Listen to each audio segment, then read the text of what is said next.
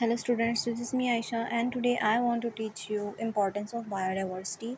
Chapter number 2 हमने start किया था बायोडाइवर्सिटी, जिसमें ये सेकंड टॉपिक मैं आज आपको गाइड करने जा रही हूँ जो बायोलॉजी की इम्पोर्टेंस से रेलेवेंट है।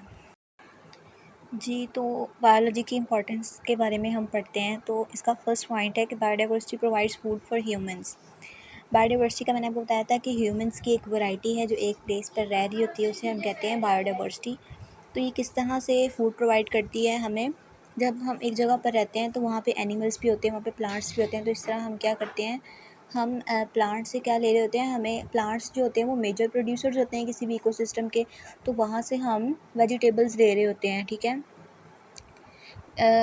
आम अल्फाज में आपको समझाऊँ तो हम वहाँ से वेजिटेबल्स ले रहे होते हैं। जैसे जितनी भी हम वेजिटेबल्स खाते हैं, कैरेट, पोटैटो, टमाटो, etc, सब कुछ कहाँ से आ रहा होता है, ये ज़मीन से आ रहा होता है, प्लांट से आ रहा होता है हमारे पास।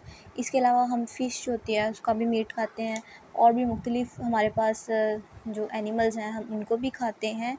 लाइक हम काऊ, बफेलो, etc, ठीक है, इन सब का मीट खाते हैं, गोट का भी। तो इस तरह से बायोडाइवर्सिटी हमें फूड प्रोवाइड करती है। इसमें हमारे पास आता है a significant proportion of drugs are derived directly और indirectly from biological sources. Biological sources कौन से होते हैं? Plants, animals, micro organisms, marine organisms, ठीक है। ओशंस में जितने रहते हैं, लेक्स में जितने भी ऑर्गेनिजम्स रहते हैं, या प्लांट्स हैं, एनिमल्स हैं, तो वो सब उनसे क्या हमें मिलता है, उनसे हम ड्रग्स ले रहे होते हैं। उनके मुख्तलिफ़ ऑर्गेनिज़म से या उनके बॉडी के अंदर जितने मटेरियल्स होते हैं उनको, उनमें से कुछ इम्पॉर्टेंट जो होते हैं, बेनिफिशियल होते हैं, उन सोर्सेज़ को हम लेते हैं और वहाँ से डायरेक्टली और इनडायरेक्टली हम क्या करते हैं, ड्रग्स को बनाते हैं।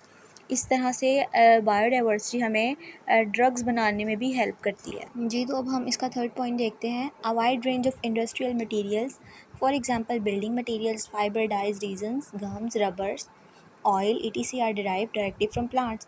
अब प्लांट्स हमारे पास जो हैं उनसे हम रबर भी लेते हैं, ठीक है, ट्रीज से, ऑयल भी लेते हैं प्लांट से। इसके अलावा फाइबर्स, डाइज, रीजन्स, ठीक है, और भी बिल्डिंग मटेरियल लाइक वुड हम लेते हैं ट्रीज से, ठीक है। तो हम क्या करते हैं, प्लांट से इंडस्ट्रियल मटेरियल लेते हैं, ठीक है। और ये सब कुछ किसकी वजह से हो रहा है? ये बायोडाइवर्सिटी की वजह से होता है कि किसी भी इकोसिस्टम में हम रह रहे हैं उसमें एक डाइवर्सिटी है, उसमें एक वैरायटी है ऑर्गेनिजम्स की, जिसमें प्लांट्स भी आते हैं, एनिमल्स भी आते हैं, और भी ऑर्गेनिजम्स आते हैं। इस तरह से इंडस्ट्रियल मटेरियल्स को हासिल करने के लिए बायोडाइवर्सिटी बहुत इंपॉर्टेंट है।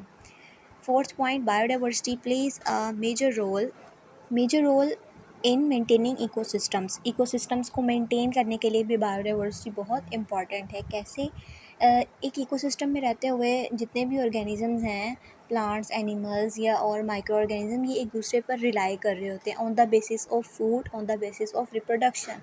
तो इस तरह से बायोडाइवर्सिटी इकोसिस्टम्स को मेंटेन करती है। Fifth and last point is it is directly involve in recycling of nutrients and provide fertile soils.